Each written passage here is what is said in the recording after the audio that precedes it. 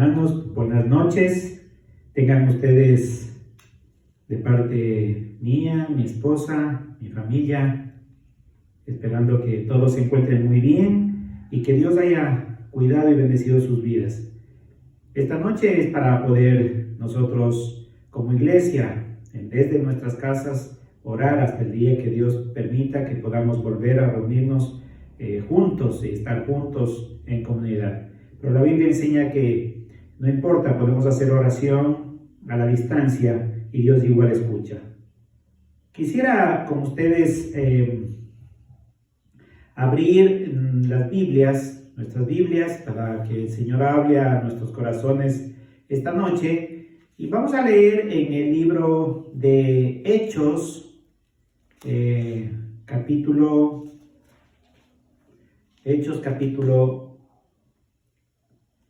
12, capítulo 12 de Hechos, desde el versículo 6 hasta el 19. La palabra de Dios dice así: y cuando Herodes le iba a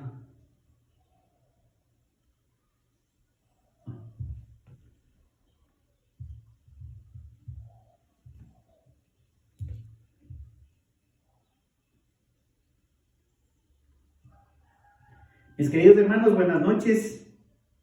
Un gusto y un placer nuevamente estar aquí, aunque humanamente diríamos que no lo merezco, no soy digno de predicar la palabra del Señor en mi humanidad, pero por la gracia y la misericordia de Dios, sé que el Señor hablará esta noche y nos va a permitir enfocarnos un poco en la oración, esperando que todos se encuentren muy bien, que Dios haya cuidado, guardado sus vidas, más allá de cualquier circunstancia negativa que nos pase, pero lo más importante es que somos salvos. Vamos a abrir nuestras Biblias esta noche y vamos a abrir en el libro de Hechos, capítulo 12. Hechos, capítulo 12, desde el 1 hasta el 19. Es más o menos la introducción y el contexto anterior y posterior para ver un tema importante aquí. Dice: en aquel mismo tiempo el rey Herodes echó mano a algunos de la iglesia para maltratarles y mató a espada a Jacobo, hermano de Juan. Este era uno de los apóstoles, ¿no? Y viendo que esto había agradado a los judíos, procedió a prender también a Pedro, el apóstol. Eran entonces los días de los panes sin levadura. Probablemente era al año o a los 2 años de la muerte de nuestro Señor Jesucristo. Y habiéndole tomado preso, le puso en la cárcel, entregándole a 4 grupos de 4 soldados cada uno, para que le custodiasen, y se proponía sacarle al pueblo después de la Pascua. Así que Pedro estaba custodiado en la cárcel, pero la iglesia hacía sin cesar oración a Dios por él. Y cuando Herodes le iba a sacar, aquella misma noche estaba Pedro durmiendo entre 2 soldados, sujeto con 2 cadenas, y los guardas delante de la puerta custodiaban la cárcel. Y aquí que se presentó un ángel del Señor, y una luz resplandeció en la cárcel, y tocando a Pedro en el costado le despertó diciendo: levántate pronto. Y las cadenas se le cayeron de las manos. Y le dijo el ángel: cíñete y átate las sandalias. Y lo hizo así. Y le dijo: envuélvete en tu manto y sígueme. Y saliendo le seguía, pero no sabía que era verdad lo que hacía el ángel, sino que pensaba que veía una visión.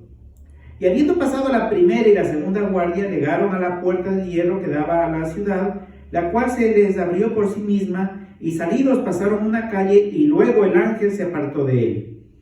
Entonces Pedro, volviendo en sí, dijo: ahora entiendo verdaderamente que el Señor ha enviado su ángel y me ha librado de la mano de Herodes y de todo lo que el pueblo de los judíos esperaba.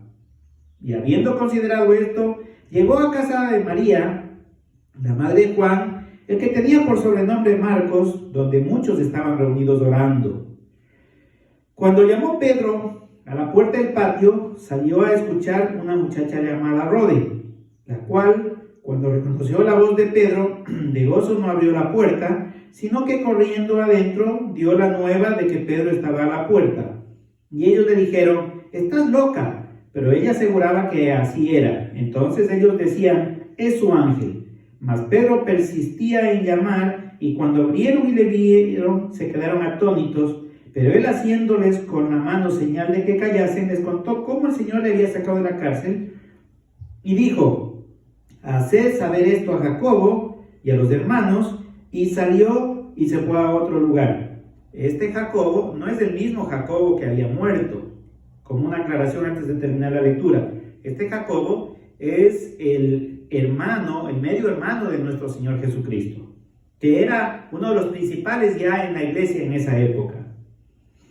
Y se fue a otro lugar. Y luego que fue de día, hubo no poco alboroto entre los soldados sobre qué había sido de Pedro. Mas Herodes, habiéndole buscado sin hallarle, después de interrogar a los guardas, ordenó llevarlos a la muerte. Después descendió de Judea a Cesarea y se quedó allí. Vamos a orar para que el Señor nos guíe esta noche. Amado Padre, Señor, tú eres quien tiene el control de nuestras vidas. Tú eres, Señor, quien nos salvó, nos perdonó. No lo merecíamos para nada, Señor, ni lo seguimos mereciendo. Todo es en tu Hijo Jesucristo, nuestro Salvador. Señor, háblanos.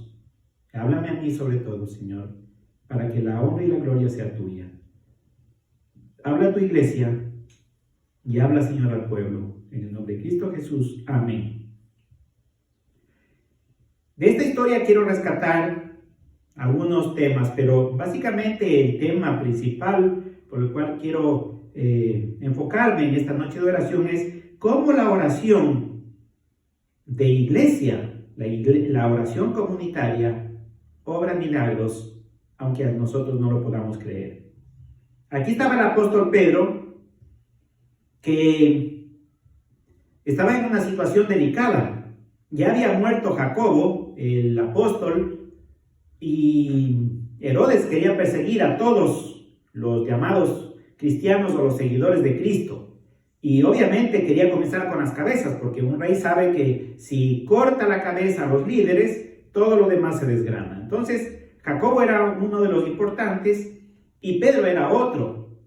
Por ende, decide meterlo preso luego de que mató a Jacobo el apóstol.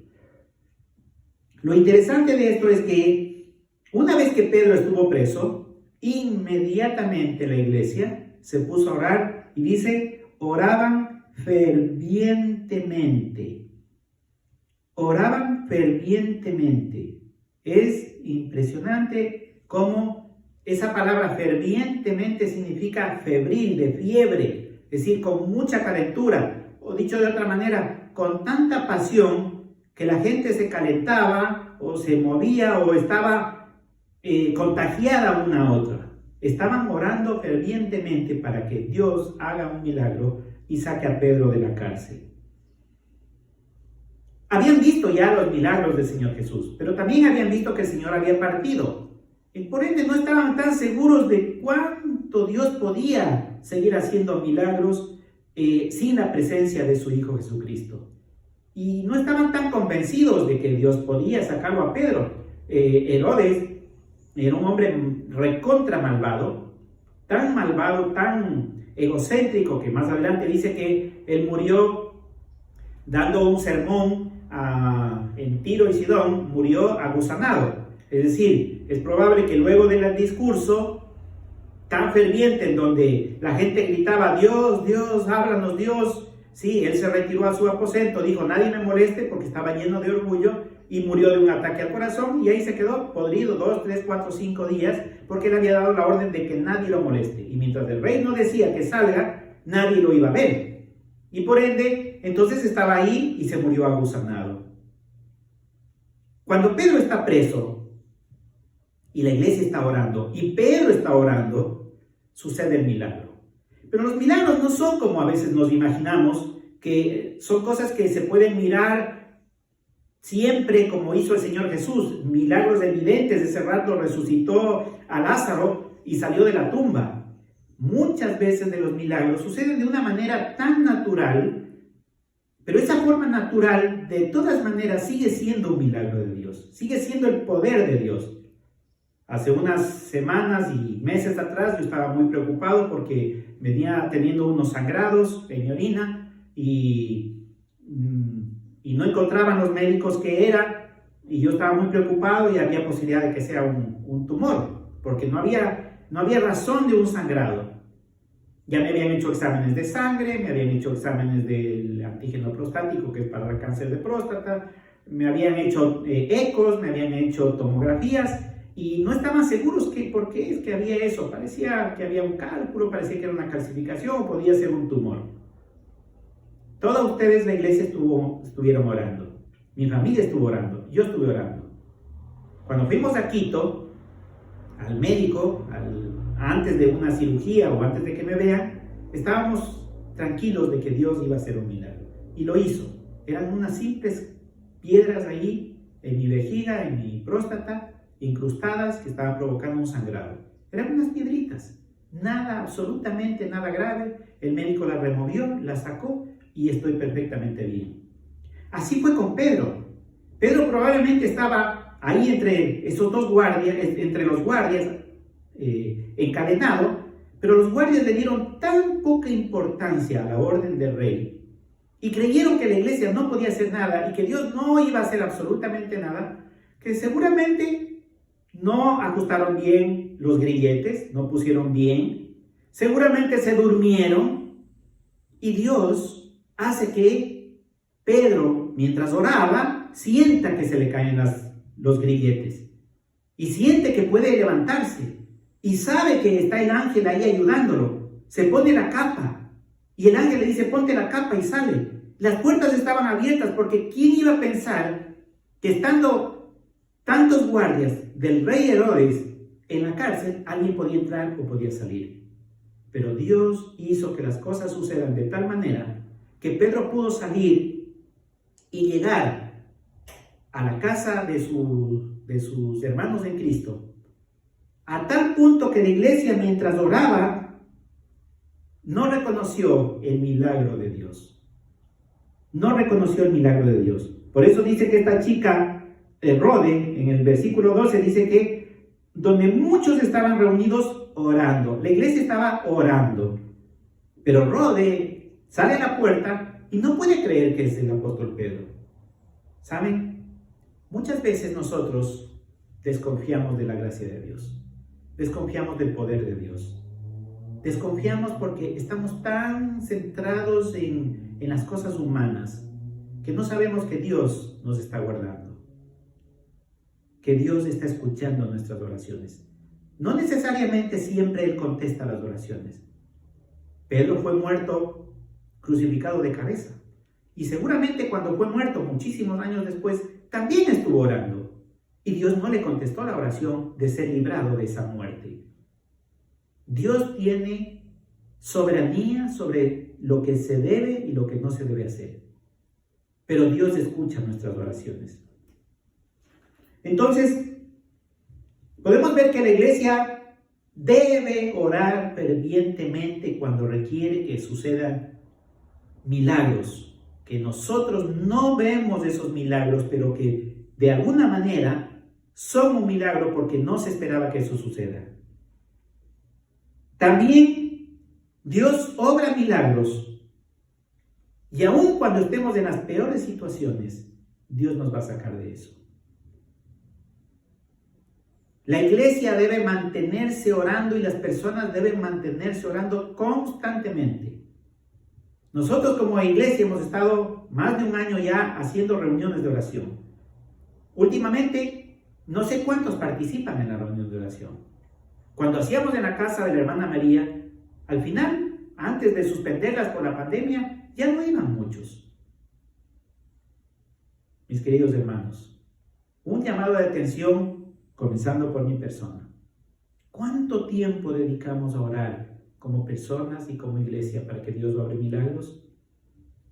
Nuestra iglesia no va a crecer.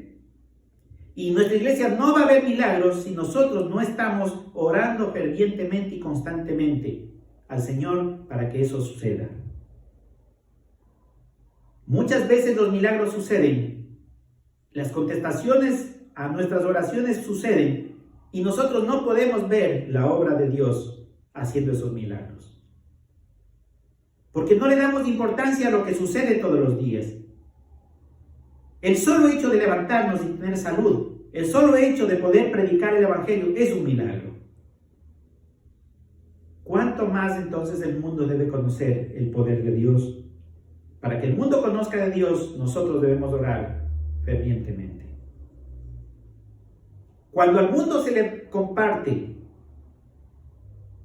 de los milagros, el mundo conoce a Dios. Por eso el apóstol Pedro dice, haciéndole señal en el 17 de que callasen, les contó cómo el Señor le había sacado de la cárcel y dijo, haced saber esto a Jacobo y a quienes, a los demás hermanos.